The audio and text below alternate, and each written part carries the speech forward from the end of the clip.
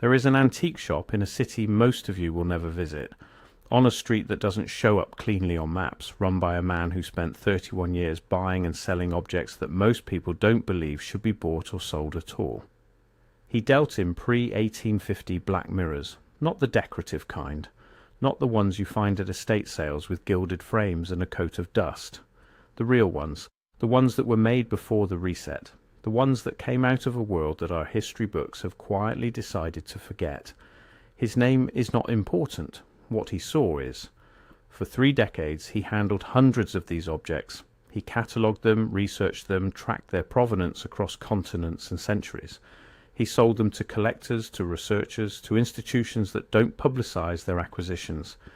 He made a career out of understanding what these mirrors were, where they came from, and what they were originally designed to do. And then, in the spring of a year he refuses to name precisely, he boxed up every single one he had left in the shop, put them in a storage unit 40 minutes outside the city, and never brought them back.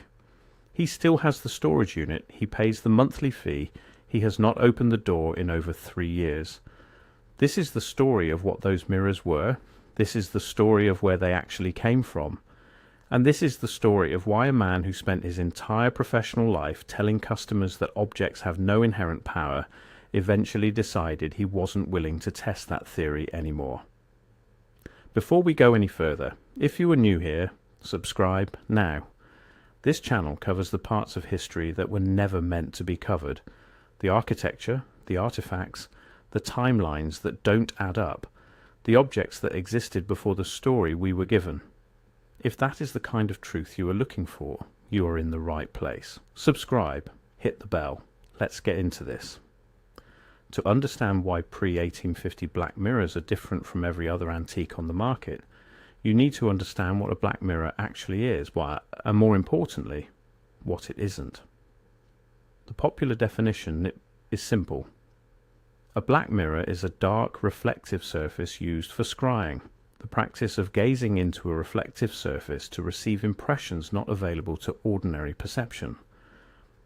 It is one of the oldest documented practices in human history, appearing in cultures so geographically and temporally separated that independent invention becomes the only logical explanation, unless you accept the alternative, that they were all drawing on a common source. John Dee, the 16th century mathematician and advisor to Queen Elizabeth I, used a black obsidian mirror of Aztec origin to conduct what he called his angelic communications. That mirror still exists.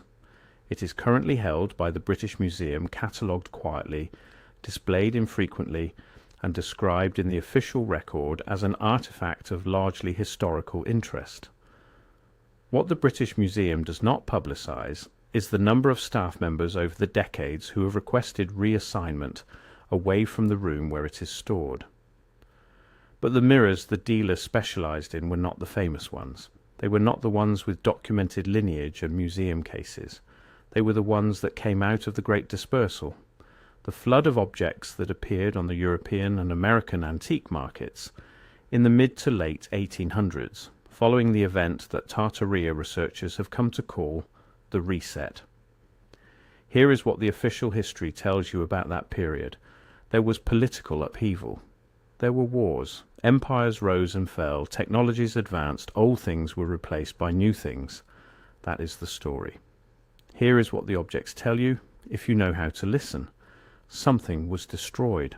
Something vast and organized and extraordinarily capable was erased from the physical and recorded world within an extremely compressed time frame. And what was left behind, the buildings, the instruments, the mirrors, was either repurposed, reattributed, or quietly disappeared into the hands of people who understood their original function. The dealer did not start as a believer. That is the first thing he will tell you, and the first thing that makes his eventual conclusion worth taking seriously. He came to antiques through his grandmother's estate. She had been a collector of curiosities, objects from the 19th century and earlier with no obvious decorative or functional purpose by contemporary standards.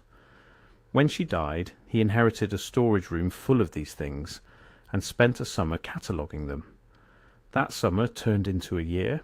That year turned into a career.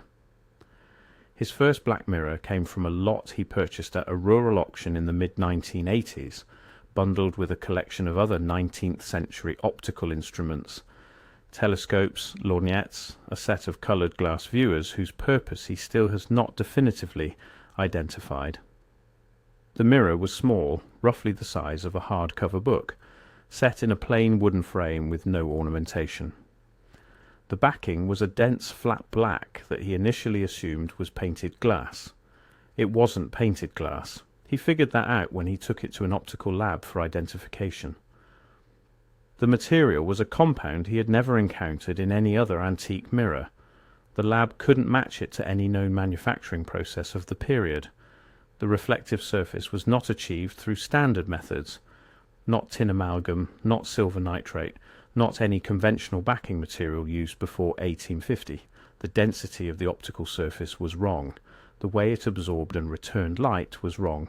The lab called it an anomaly and handed it back with a report he still has in a filing cabinet. He sold the mirror 6 months later to a professor of occult history at a university he declines to name.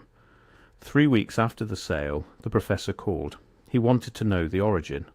Not the auction house, not the lot, the manufacture, because the professor had taken it to a colleague in material science, and that colleague had made a determination impossible to reconcile with any conventional history of mirror making. The mirror, based on composition and surface layering, had not been made in the 19th century. It had been made significantly earlier, and the techniques required to produce what was in that frame did not correspond to any documented optical manufacturing tradition the material scientist could identify. This is where the Tartaria framework becomes not just relevant, but necessary. The standard academic position on Tartaria is dismissive. The official line is that Grand Tartary was simply a geographic designation used by European cartographers for the vast, poorly mapped interior of the Eurasian continent. A catch-all label, not a unified civilization, no empire, no advanced culture, no global network of builders and scientists operating at a level of sophistication that makes the official timeline of human development look deliberately incomplete. That is the official line. Then you look at the maps, the actual historical maps printed and distributed by European cartographic institutions in the 17th and 18th centuries, showing Tartaria not as a vague geographic region but as a named, organized, politically structured entity with cities, territories, and defined borders. These are not fringe documents. They are in institutional collections. They are available for viewing. What is not available is a coherent academic explanation for why a civilization large enough to appear on formal European maps for over 200 years simply ceases to appear. In the maps, in the records, in the physical landscape, within a span of decades. The buildings are part of the answer. Researchers documenting architectural anomalies of the 19th century have made a compelling case that structures we were told were built during that period, the courthouses, the train stations, the civic buildings, the cathedrals, display engineering and material characteristics inconsistent with the documented technology of the supposed construction dates. The foundations are too complex, the materials are too refined, the proportions follow measurement systems that predate the cultures credited with the construction. The mirrors fit the same pattern. What the dealer began to understand over years of handling and researching pre-1850 black mirrors was that the objects were not products of folk magic and occult dabbling. They were instruments, precision instruments, manufactured to specifications that implied not a tradition of superstition, but a tradition of engineering. An engineering tradition attached to a civilization that was no longer being acknowledged.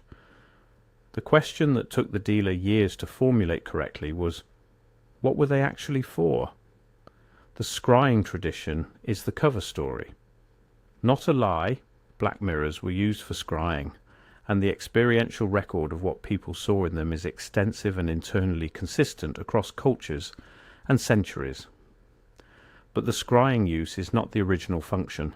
It is what happened when people who no longer understood what they were holding decided to interact with it in the most intuitive way available.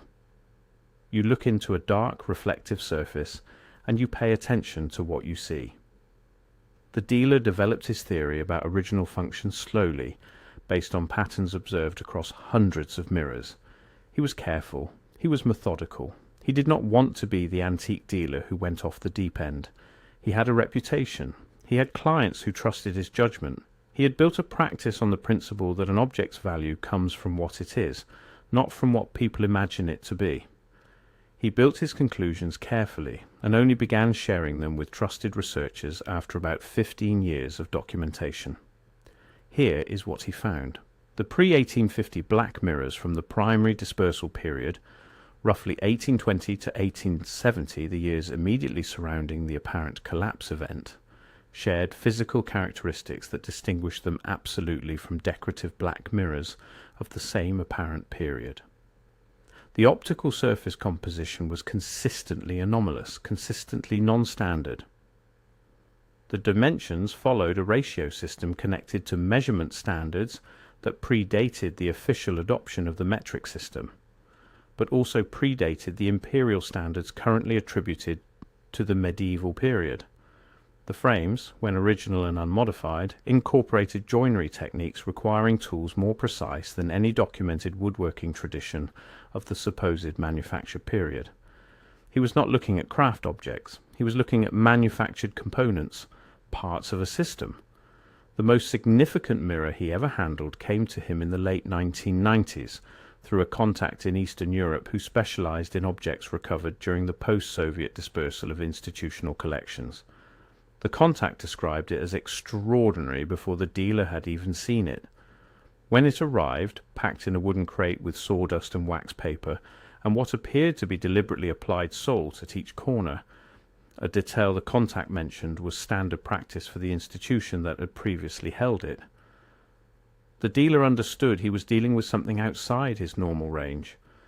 The mirror was large, roughly 90 centimeters by 60 centimeters, framed in a dark metal alloy he could not immediately identify, with no visible joins in the frame construction.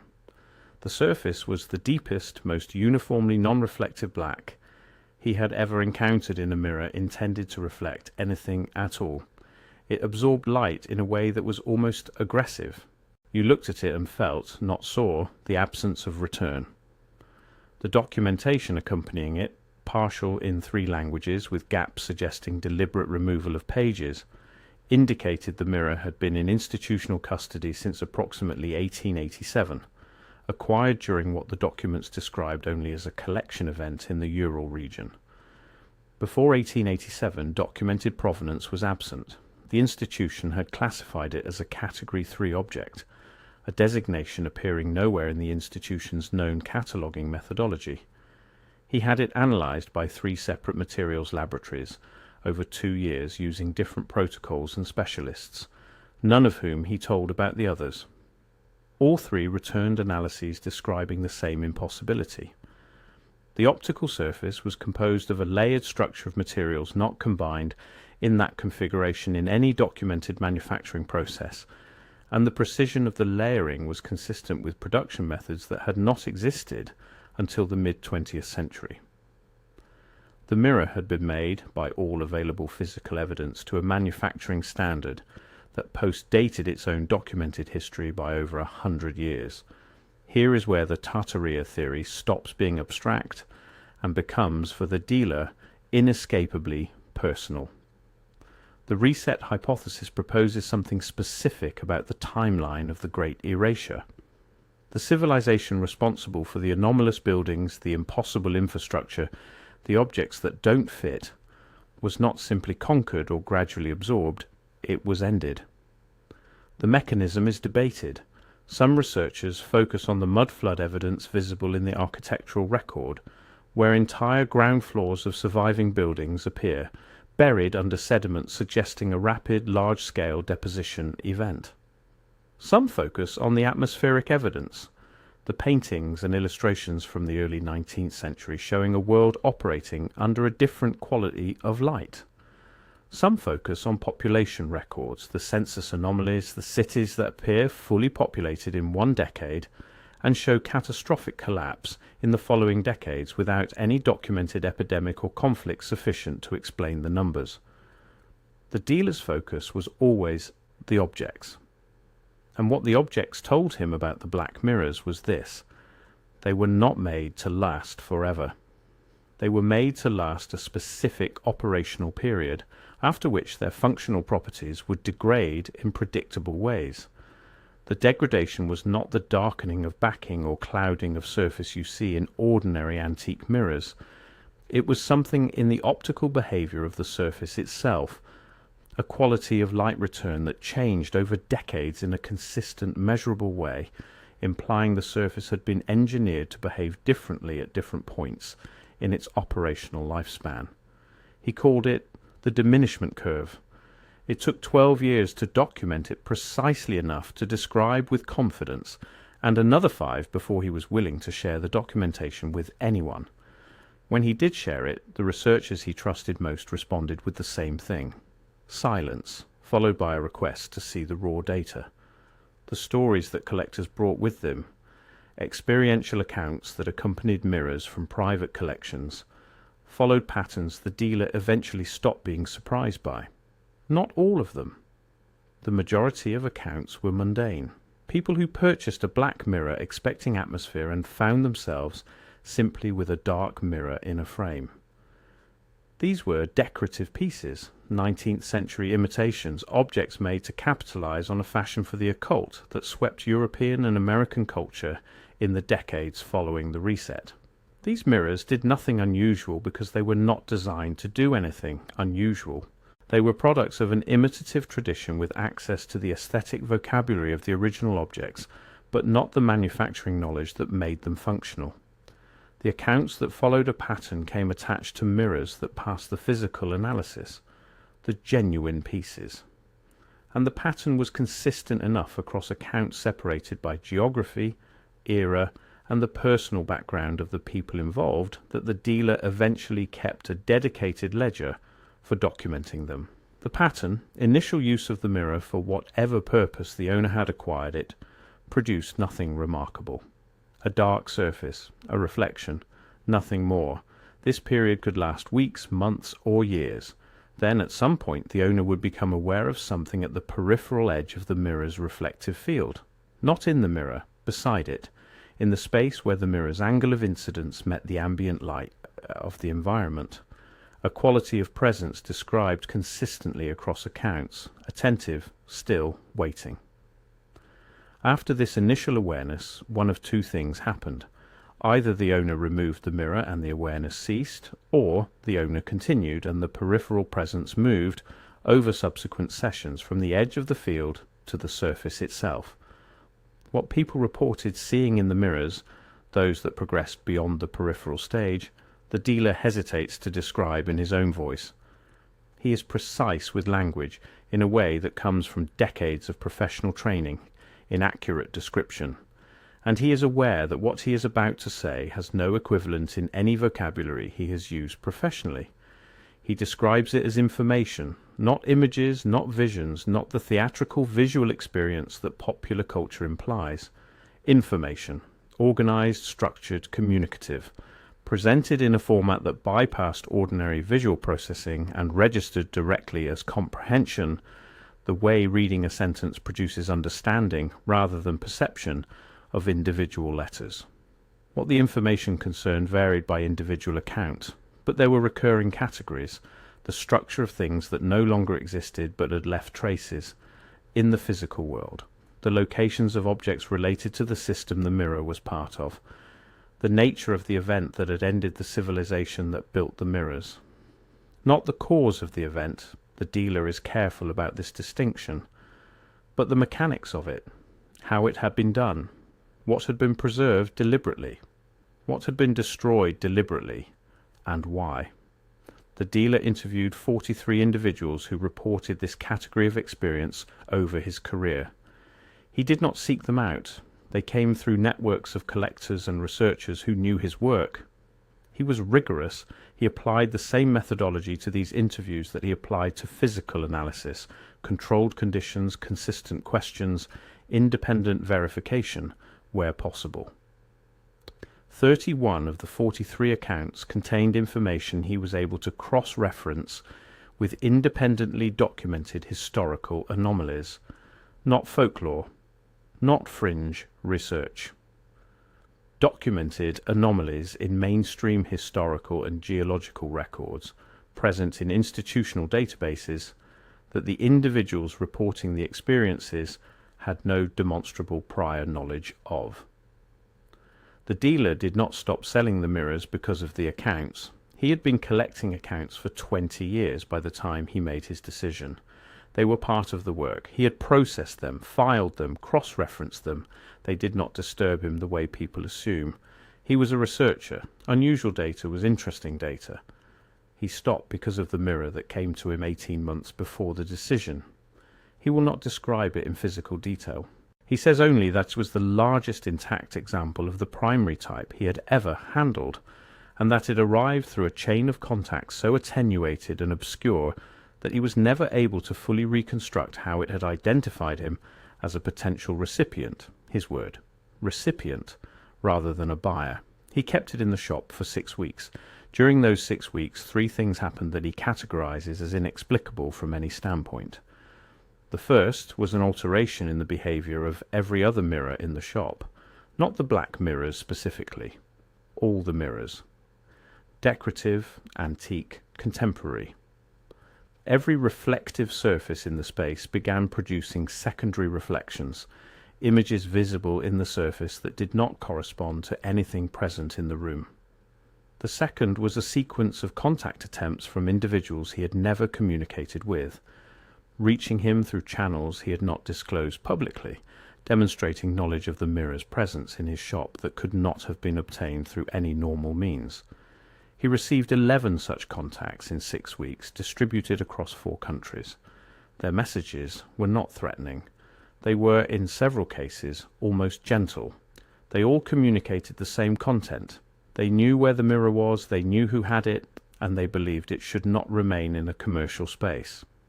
The third was what he saw the one time he looked directly into it under natural light. He will not say what he saw. He has said, to the researchers he trusts most closely, that it was not frightening in the way frightening things are frightening. It was not threatening. What it was, he says, was complete.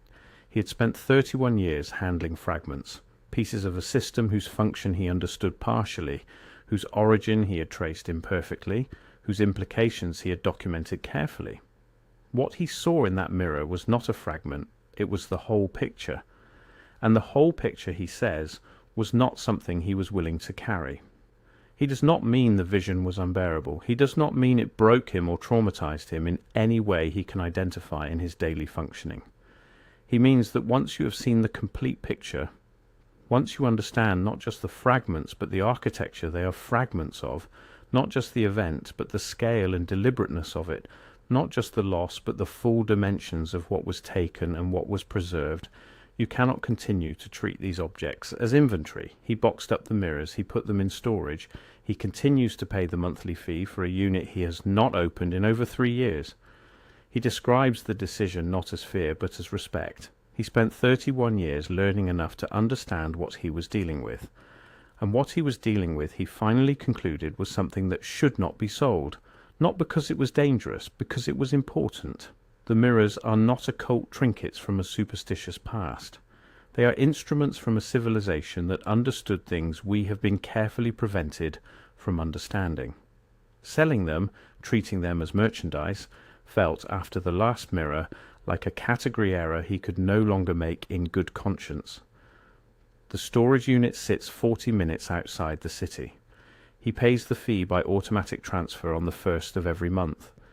He has received 2 additional contact attempts since putting the mirrors in storage, different individuals from the ones who contacted him during the 6 weeks, both demonstrating knowledge of the unit's location. He did not respond to either. He does not know the identity of these individuals and has made the deliberate decision not to investigate. He is not afraid. He wants that stated clearly. He says it plainly, without performance behind the words. He is not afraid of the mirrors, of whoever is aware of their location, of whatever information is preserved in surfaces manufactured to standards the 21st century cannot replicate. He is a researcher who reached the end of what responsible research could contain and made a decision accordingly. What he says, is convinced. He is convinced that the civilization we call Tartaria was not a cartographic convention. He is convinced that the event that ended it was deliberate and organized, executed within a time frame so compressed that physical and historical evidence was systematically obscured before the next generation of record keepers was trained. He is convinced that certain objects from that civilization, including the mirrors, including other categories of instrument he has not yet spoken about publicly, survived the reset, some deliberately by people who understood what they were preserving, some accidentally, surviving in the gaps of the erasure the way seeds survive a fire in the soil below the burn line. He is convinced that these objects are not relics of a dead civilization. They are components of a system that is waiting, not in any mystical sense, in the engineering sense, a system designed to persist through an interruption and resume function when conditions permitted.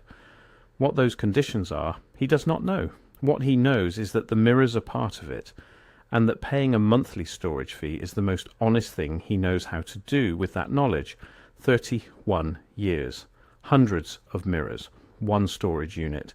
This is the part of history that doesn't get taught, not because the evidence is weak, but because the evidence is everywhere once you know what you're looking at. The buildings that shouldn't exist, the infrastructure no one can adequately explain, the maps that showed an empire our textbooks decided never happened, and the objects, the instruments, the mirrors, the tools of a civilization that operated at a level of precision and intentionality that makes the official story of human history look like a first draft that someone forgot to revise. The dealer is not unique in what he found. He is one of a growing number of researchers and independent investigators who have spent years working with the material record of the civilization we were not told about, arriving at conclusions the official institutions will not ratify and cannot debunk. The objects are there, the anomalies are there. The mirrors are in a storage unit 40 minutes outside a city, waiting, the way they have always been waiting, for the conditions that the people who made them already accounted for. If you have spent any time in this research, the Tartaria materials, the mud flood documentation, the architectural anomalies, the reset timeline, you already know that the mirrors are not the end of the inventory. There are other categories of object, there are other categories of question, and there are other dealers, other collectors, other researchers who arrived at the same threshold and made different decisions about how to proceed. We will be covering those stories. We will be covering the objects and the buildings and the systems and the timelines that official history cannot account for. That is the work of this channel, and it does not end here. Subscribe if you haven't already. Share this with the people in your life who are ready to start looking at the actual record. We will see you in the next one.